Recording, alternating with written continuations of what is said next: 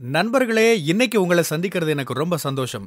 இந்த தளத்துக்கு நீங்க வந்ததுக்கு நன்றி. உங்களுக்காக ஆண்டவர் நெறைய விஷயங்கள வச்சிருக்கிறாருன்றத உங்ககிட்ட பகிர்ந்துக்க நான் விரும்புறேன். இன்னைக்கு உங்க கூட நான் பேச வேண்டிய விஷயத்துக்குள்ள போறதுக்கு முன்னாடி, சில விஷயங்கள சொல்லிக்க விரும்புறேன். நீங்க ஜான் கிஃப்டா அப்படின்ற என்னோட Instagram, Facebook, YouTube மூலமா என்ன ஃபாலோ பண்ணி என்னோட பதிவுகள நீங்க பெறலாம். தினமும் என்னோட பாட்காஸ்ட் நீங்க கேட்கலாம். ஆண்டவரோட கிருபையில அதெல்லாம் நல்ல கிரியை செய்து வர்றத நான் பார்க்கிறேன். நீங்களும் அத தினமும் கேளுங்க. நிச்சயமா அது உங்களுக்கு ஒரு பெரிய ஆசீர்வாதமா இருக்கும்னு என்னால சொல்ல முடியும். ஜான் கிஃப்டா அப்படின்ற என்னோட யூடியூப் சேனலை தினமும் பார்க்க மறக்காதீங்க. Fuel for the soul with John Gifta அப்படின்ற இங்கிலீஷ் பாட்காஸ்டையும் நீங்க தினமும் கேட்கலாம்.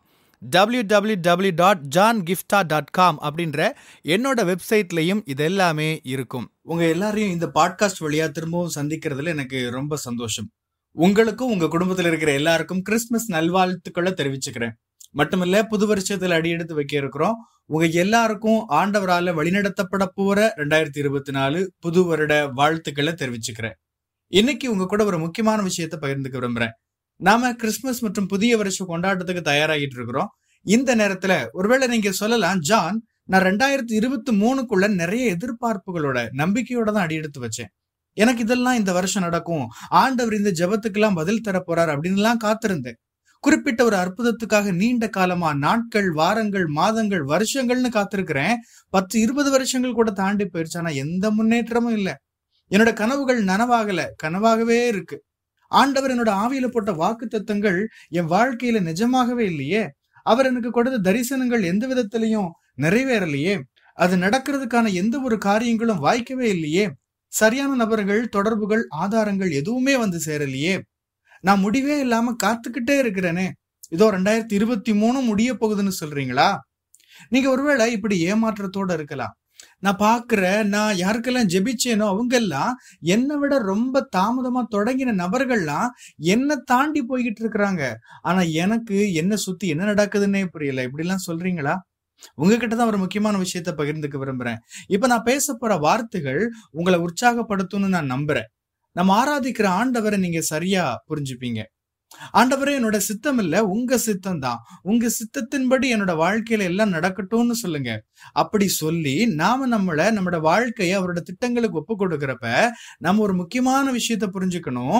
ஆண்டவரை நம்புறது, அவரோட சித்தத்தை நம்புறது, நம்மளோட வாழ்க்கையில அவரோட திட்டங்களை நம்புறது அப்படின்னு எல்லாம் சொல்றப்ப அவரோட காலத்துக்கும் நாம காத்திருக்கணும், அவரோட நேரத்துக்கும் காத்திருக்கணும். அதையும் நாம நம்பணும். அவரோட நேரம்ன்றது ஒவ்வொருத்தருக்கும் வித்தியாசமானது. இன்னொரு நபருக்கு எப்படி ஆண்டவர் ஒரு காரியத்தை செஞ்சாரோ அதே மாதிரிதான் உங்களுக்கும் அவர் செய்யணும்னு இல்ல. லூக்கா 1ஆம் அதிகாரத்துல இருந்து இதுக்கு ஒரு உதாரணம் சொல்றேன் பாருங்க. இதுல 2 நிகழ்வுகள் பத்தி குறிக்கப்பட்டிருக்கு. ஒண்ணு யோவான் ஸ்நானகனோட பிறப்பு பத்தினது, இன்னொன்னு இயேசு கிறிஸ்துவோட பிறப்பு. 2 நிகழ்வுகள்லையும் கவனிக்கும் போது 2க்கும் ஒரு ஒற்றுமை இருக்கு. ஒரு தேவதூதன் வர்றான், உங்களுக்கு குழந்தை பிறக்க போகுதுன்னு சொல்றான். யோவான் ஸ்நானகன் பத்தி தேவதூதன் சகரியாவுக்கு காட்சி கொடுத்து உனக்கு ஒரு மகன் பிறப்பான்னு சொல்றான். நல்ல கவனிங்க, சகரியா என்ன சொல்றாரு?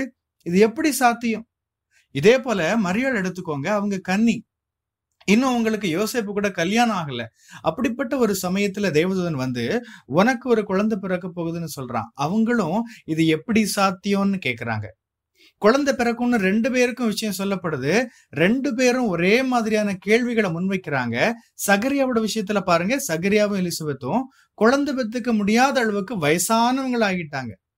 ஆனா மரியாள் யோசேப்போட அந்த விஷயத்த பாருங்க, யோசேப்பு இன்னும் கதைக்குள்ளேயே வரல, அவங்களுக்கு இன்னும் கல்யாணமே ஆகியிருக்கல, மரியாள் கன்னியா இருக்கிறாங்க. ஆனா இங்க பாருங்க, குழந்தை பெத்துக்கிற அளவுக்கு அவங்களுக்கு இன்னும் வயசே வரல, இளமையா இருக்கிறாங்க.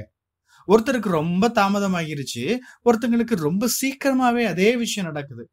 ஆண்டவரோட நேரம்ன்றது வெவ்வேறு நபர்களுக்கு வெவ்வேறு விதமானது.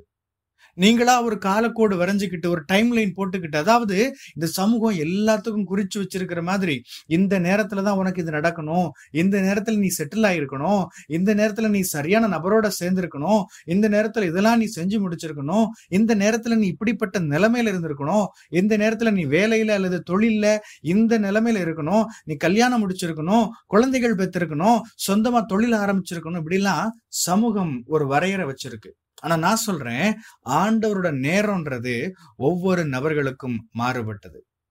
நீங்க அவரை நம்புறேன்னு சொல்றப்ப, நீங்க அவரோட சித்தத்தை நம்புறேன்னு சொல்றப்ப, உங்க வாழ்க்கையில அவரோட திட்டங்களை நம்புறீங்கன்னு சொல்றப்ப, நீங்க அவரோட காலத்தையும் நம்பித்தான் ஆகணும். வசனம் 18 பாருங்க. அப்பொழுது சகரியா தேவதூதனை நோக்கி, இதை நான் எதினால் அறிவேன்? நான் கிழவனாயிருக்கிறேன், என் மனைவியும் வயது சென்றவளாய் இருக்கிறாளே என்றான். 34 வசனம் பாருங்க. அதற்கு மரியாள் தேவதூதனை நோக்கி, இது எப்படியாகும்? புருஷனை அறியேனே என்றாள். 2 பேருமே ஒரே மாதிரியான சூழலை எதிர்கொள்றாங்க. ஆனா ஒருத்தங்க ரொம்ப காலம் தள்ளி போனவங்க, இன்னொருத்தங்களுக்கு ரொம்ப சீக்கிரமாவே அதே விஷயம் நடக்குது. புரிஞ்சுக்கோங்க, சிலருக்கு எல்லாமே சீக்கிரமா நடக்குதுன்னு யோசிக்கிறீங்களா? அவங்களுக்கான ஆண்டவரோட நேரம் சீக்கிரம் வந்துருச்சு, அவ்வளவுதான். இன்னும் சிலருக்கு அது எதிர்பார்க்கிறத விட ரொம்ப தாமதமா நடக்கலாம். ஆனா நல்ல செய்தி என்ன தெரியுமா? ஆண்டவர் உங்க வாழ்க்கையில கொடுத்திருக்கிற வாக்குத்தத்தங்கள் நிச்சயமா நடக்கும். அது ஒருவேளை மரியாளுக்கு நடந்தது போல சீக்கிரமா இருக்கலாம். ஓ, என்ன இவ்வளவு சீக்கிரமா நடந்துருச்சு, இன்னும் காலம் இருக்கே, ஏன் இவ்வளவு சீக்கிரமா அப்படின்னு சொல்ற அளவுக்கு இருக்கலாம். அல்லது அது சகரியாவுக்கும் எலிசபெத்துக்கும் நடந்தது போல ரொம்ப தாமதமாவும் நடக்கலாம். அது எப்படி இருந்தாலும் சரி, ஆண்டவரே, என்னோட சித்தம் இல்ல, என்னோட நேரம் இல்ல, இந்த உலகம், இந்த சமுதாயம் குறிச்சு வச்சிருக்கிற நேரத்தின்படி அல்ல, நீர் எனக்காக குறிச்சு வச்சிருக்கிற நேர திட்டத்தின்படி எல்லாம் நடக்கட்டும்னு சொல்லுங்க. நான் உங்களோட காலத்துக்கு, நேரத்துக்கு என்ன அர்ப்பணிக்கிறேன்னு சொல்லுங்க. ஒரு உதாரணத்தோட நான் இதை முடிக்க விரும்புறேன். கலாத்தியர் 4 அதிகாரம் 5 வசனம் பாருங்க. எனக்கு ரொம்ப பிடிச்ச ஒரு வேத பகுதி. காலம் நிறைவேறின போது தம்முடைய குமாரனை தேவன் அனுப்பினார். காலம் நிறைவேறின போது, அதாவது குறிக்கப்பட்ட சரியான அந்த நேரத்தின் போது ஆண்டவர் தம்மோட குமாரனை அனுப்புறது நல்ல ஒரு விஷயம்தான். எந்த ஒரு நபருக்குமான அது ஒரு சிறப்பான ஒரு நல்ல செய்தி, அது ரட்சிப்பின் செய்தி, நம்பிக்கையின் செய்தி. ஆனா ஆண்டவர் ஆதாம் பாவம் பண்ணின உடனே தம்மோட குமாரனை அனுப்பிடல, அல்லது இப்ப இந்த காலகட்டத்துல அவர் அனுப்பல. அவர் முன்குறித்திருந்த ஒரு காலகட்டத்துல ஆண்டவர் இயேசுவை அனுப்பினார். சில நேரங்கள்ல நாம இப்படிதான் நினைப்போம், இது ஒரு நல்ல விஷயம் தானே, அற்புதம் தானே, ஆண்டவர் ஏன் இதை உடனடியா செய்யக்கூடாது? ஆண்டவர் என்ன சீக்கிரமா ஆசீர்வதிச்சா நான் நிறைய பேருக்கு ஆசீர்வாதமா இருப்பேனே, ஆண்டவர் என்னோட தரிசனத்தை நிறைவேற்றுறதுக்கு நிதி உதவி கிடைக்கிறதுக்கு பண்ணினாருன்னா நான் பெரும் கூட்ட மக்களுக்கு ஆசீர்வாதமா இருப்பேனே, ஆண்டவர் ஏன் அதை உடனடியா செய்யக்கூடாது அப்படின்னு தோணும். ஆனா அப்பதான் நீங்க சொல்லணும், ஆண்டவரே, என்னோட சித்தம் இல்ல, என்னோட திட்டம் இல்ல, என்னோட வழிகள் இல்ல, என்னோட எண்ணத்தின்படி இல்ல, உம்மோட கரங்கள்ல நான் ஒப்படைக்கிறேன். நான் உம்முடைய கரங்கள்ல தந்து, நீர் எனக்காக வச்சிருக்கிற நேரத்துக்காக உண்மையே நம்பி இருக்கிறேன்னு சொல்லுங்க. ஆண்டவரே, இந்த வார்த்தைகள் இதை கேட்டுட்டு இருக்கிற ஒவ்வொருத்தருக்கும் நேராக கடந்து செல்லட்டும். ஆண்டவரே, நீர் நம்பத்தக்கவர். ஆண்டவரே, நீர் இவர்கள் ஒவ்வொருவருக்கும் வைத்திருக்கிற எல்லாம் அந்தந்த காலகட்டத்தில் சரியாக நிறைவேறட்டும்.